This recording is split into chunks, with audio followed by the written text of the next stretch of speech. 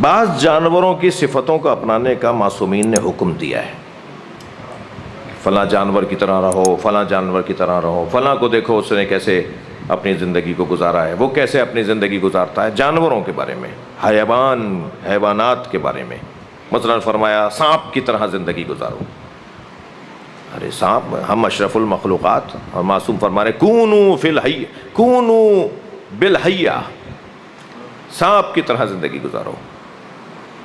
سانپ کے اندر تین، اب علت لمبی ہے، میں اس میں جاؤں گا تو پھر حاشیوں میں چلا جاؤں گا۔ سانپ کے اندر تین خوبیاں ہیں، یعنی اس کے اندر اگر 50 برائیاں ہوں گی نا اس جانور میں، ہمارے اعتبار سے، اس کے اعتبار سے تو وہ برائی نہیں ہے، اس کے اعتبار سے وہ برائی نہیں ہے۔ بچھو کا جو زہر ہے، بچھو کے اعتبار سے برا نہیں ہے، وہ ہمارے اعتبار سے برا ہے۔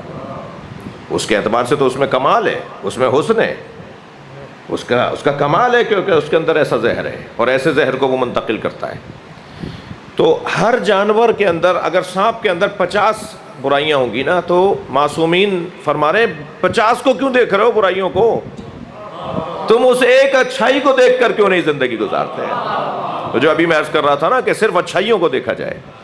3 صفتیں سانپ کے اندر پائی جاتی ہیں، اور اگر معصوم فرما رہے کونو بالحیہ، کونو کلحیہ، معاف کیجیے گا، حدیث ہے کونو کلحیہ، سانپ کی طرح زندگی گزارو۔ ایک صفت تو اس کے اندر یہ ہے کہ اس کا ظاہر بڑا لین ملائم ہوتا ہے، نقش و نگار بھی اس کے، کبھی چلتے پھرتے اگر وہ دیکھ لیں، رپورٹیں دیکھ لیں کہ جو سانپوں کے بارے میں ڈالی گئی ہیں، تو کیا کیا خوبصورت خوبصورت سانپ دنیا میں ہیں۔ ان کا ظاہر بہت اچھا ہوتا ہے۔ ان پہ اگر کسی نابینا کو، آنکھوں والا تو نہیں لگائے گا ہاتھ، نابینا کو کہیں کہ ذرا ٹٹول کے دیکھو کیا لگ رہا ہے، تو وہ کہیں گے بہت ملائم کوئی چیز ہے، بہت ہی نرم کوئی چیز ہے، بڑی اچھی لگ رہی ہے ہاتھوں کو۔ اس کا ظاہر ملائم بھی ہے، اور ظاہر نقش اور نگار کی وجہ سے خوبصورت بھی ہے۔ شاید معصوم فرما رہے ہیں کہ اپنا ظاہر اچھا بنا لو، مگر جس کا ظاہر اچھا ہو اور باطن میں زہر ہو، اسے منافق کہتے ہیں۔ منافق کی مختصر تعریف یہ ہے، جس کا ظاہر اچھا ہو اور باطن میں زہر ہو۔ تو یقیناً یہ نہیں فرما رہے حضرت۔ پھر دوسری صفت سانپ کے اندر یہ ہے کہ سانپ اس وقت تک حملہ نہیں کرتا جب تک کہ اس پہ حملہ نہ ہو، یعنی حملہ کرنے والے پہ حملہ کرتا ہے، سوئے ہوئے کو نہیں ڈستا، بچوں کو نہیں ڈستا۔ پاگل سانپوں کی بات نہیں کر رہا میں، پاگل سانپ سوئے ہوئے کو بھی ڈس دیتا ہے، جی بچوں کو بھی ڈس لیتا ہے، لیکن اگر سانپ پاگل نہیں ہے، ہر جانور کی اپنی فہم ہے، اپنا فہم ہے، تو وہ بچوں کو نہیں ڈسے گا۔ کیوں؟ اس لیے کہ پتہ ہے یہ مجھے مارے گا نہیں، یہ سو رہا ہے مجھے کچھ نہیں کہے گا، اس کے اوپر سے گزر جائے گا، برابر سے گزر جائے گا، ڈسے گا نہیں۔ تو شاید یہ فرما رہے ہیں کہ جب تک حملہ نہ ہو تم بھی حملہ مت کرو۔ لیکن اگر یہ مان لیں تو ایک اور جگہ حدیث میں فرما رہے ہیں کہ اگر کوئی حملہ کر دے تو خبردار پھر بھی اسے موقع دو کہ وہ توبہ کر لے، اس پہ حملہ نہیں کرو۔ یہ شاید یہ والی بات بھی نہیں ہے، کچھ ہے، لیکن یہ شاید یہ والی بات بھی نہیں ہے۔ شاید جو بات مثلا بات آئی تھی تو میں کہہ رہا ہوں، شاید اس وجہ سے فرمایا کہ سانپ کی طرح زندگی گزارو، کہ سانپ جب تنو مند ہو جاتا ہے، صحت مند ہو جاتا ہے، موٹا فربا ہو جاتا ہے، تو پھر وہ زمین میں سوراخ کر کے 40 دن کے لیے ایک جگہ زمین کے اندر جا کے بیٹھ جاتا ہے، بل بناتا ہے اپنا خاص، اس کے اندر جا کے بیٹھ جاتا ہے، بغیر کچھ کھائے پیے 40 دن گزارتا ہے، اور پھر 40 دن بعد اس بل سے نکل کر آتا ہے، تو کیونکہ دبلا ہو جاتا ہے تو کھال اتارتا ہے، اپنی اس کی کھال اتر جاتی ہے، نئی کھال آنا شروع ہو جاتی ہے، یعنی وہ اپنی زندگی کا دوبارہ سے آغاز کرتا ہے، نئی زندگی کا آغاز کرتا ہے۔ شاید معصوم فرما رہے ہیں کبھی کبھی ایسا بھی کیا کرو کہ تنہائی میں جا کر اپنی زندگی کو ذرا نیا بنا لیا کرو،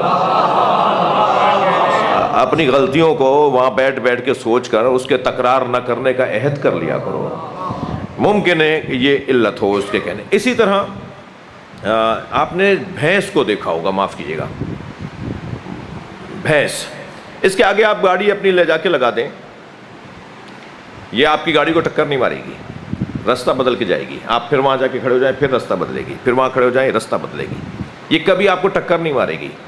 میں بھی اسی بھینس کی بات کر رہا ہوں جو پاگل نہ ہو، ہاں جی، جو اپنی فطرت پر ہو، جو اپنے فہم کے مطابق زندگی گزار رہی ہو، وہ کبھی بھی آپ کے سامنے آنے پر آپ سے لڑے گی نہیں، راستہ بنائے گی۔ یہ بہت اچھی صفت ہے۔ اگر کوئی ہمارے کاموں میں رکاوٹ ڈال رہا ہے تو اس سے الجھ کر اپنا وقت کیوں ضائع کر رہے ہو؟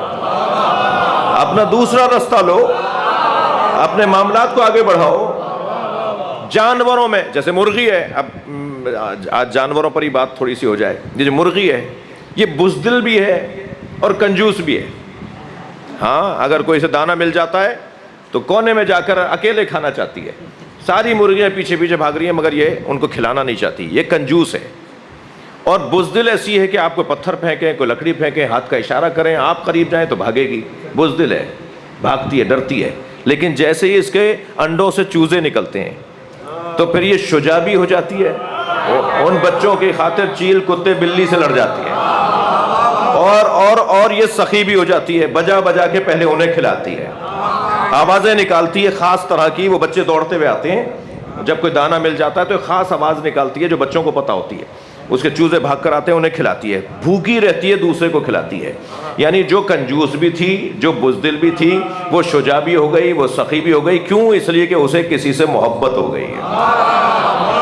اور کسی سے محبت انسان کو سخی بھی بنا دیتا ہے اور شجاع بھی بنا دیتا ہے. تو بہتر نہیں ہے محبت علی سے ہو جو ہمارے وجود میں شجاعت کو بھی لے کر آئے اور سخاوت کو بھی لے کر آئے. صلوات پڑھ لیں محمد و آل محمد.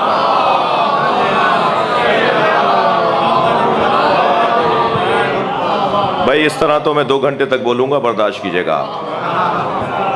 اذلۃ علی المومنین، مومنین سے کبھی وہ لڑتے نہیں ہیں، مومنین کے آگے وہ متواضع رہتے ہیں. تکبر اور مومن سے تکبر یہ ان کی لغت میں نہیں ہے.